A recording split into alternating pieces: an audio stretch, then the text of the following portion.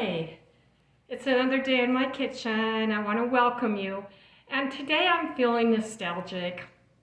I don't know about you. Are you sentimental? I think I'm pretty sentimental.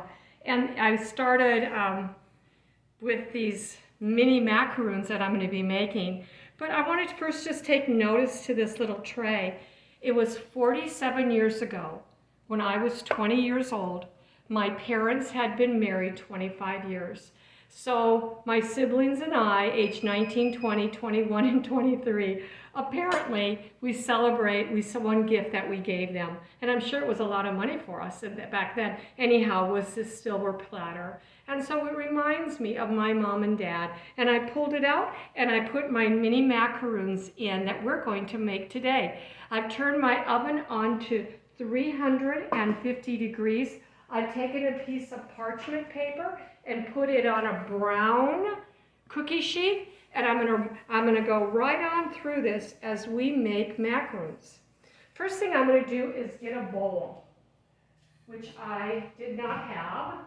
Forgive me. I'm gonna grab a bowl, and the first ingredient that we're gonna put in is 2 cups of some sort of coconut that does not have any sugar on it.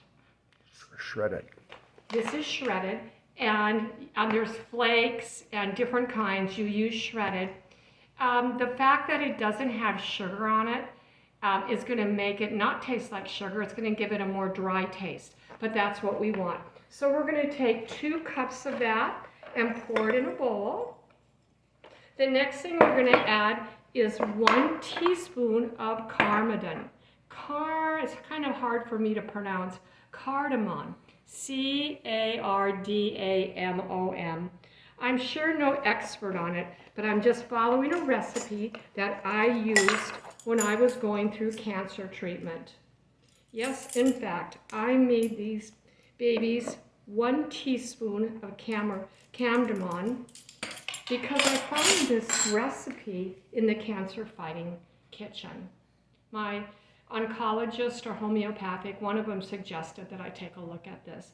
And I found this recipe, so thank you for that.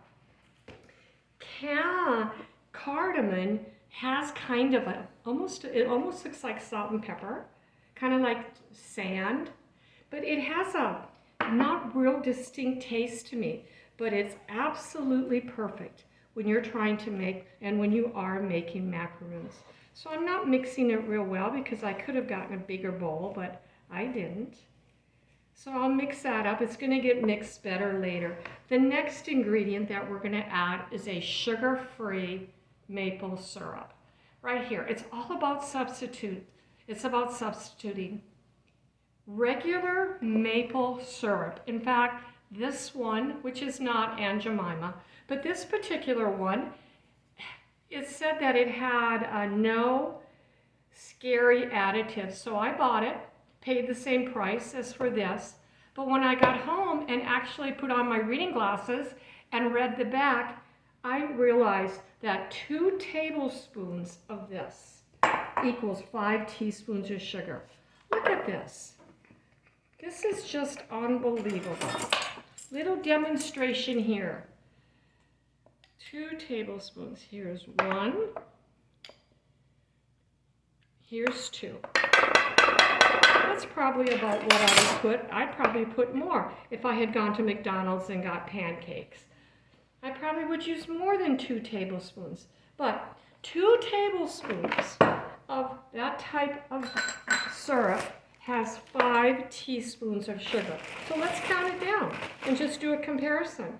We don't need this bowl. This is all approximate. 1, 2, 3, 4, 5. That's crazy. That is absolutely crazy.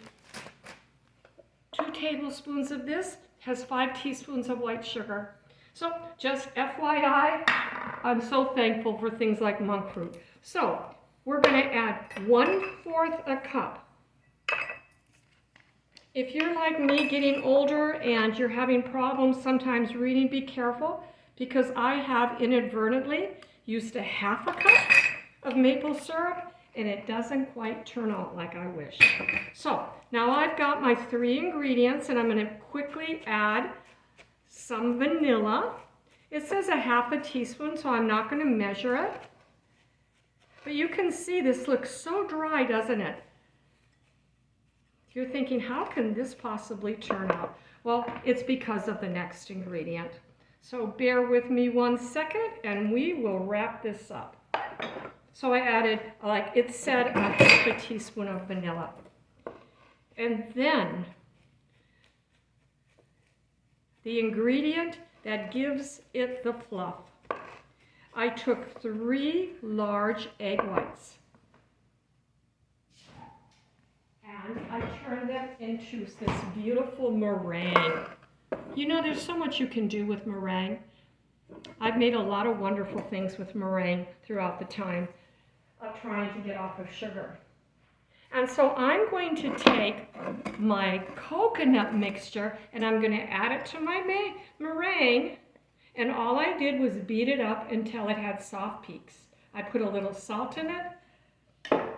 And now I'm just going to mix it up.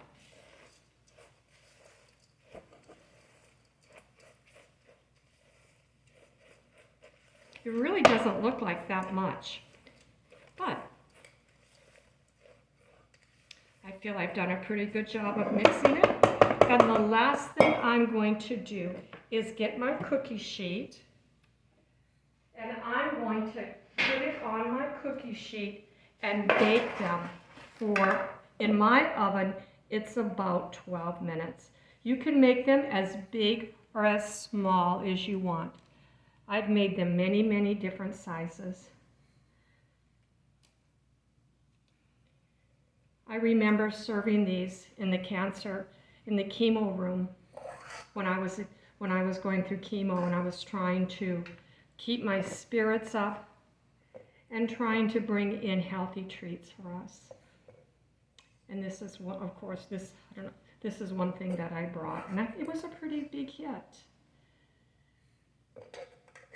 Meringue bakes up into a fluffy, delightful substance. So this is what I'm going to do. I'm going to put it, and then I'm going to put this in the oven for about 12 minutes.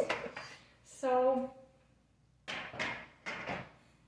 maybe I'll just kind of grab a cup of tea in my mom's teacup, as I remember my mom and dad, and have a bite of a chocolate covered. I put a little bit of chocolate on it, macaroon.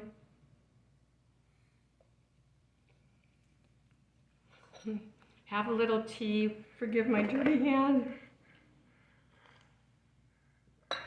And I'm going to enjoy my afternoon. I wish you a wonderful day, and I pray that your food is blessed. Thank you.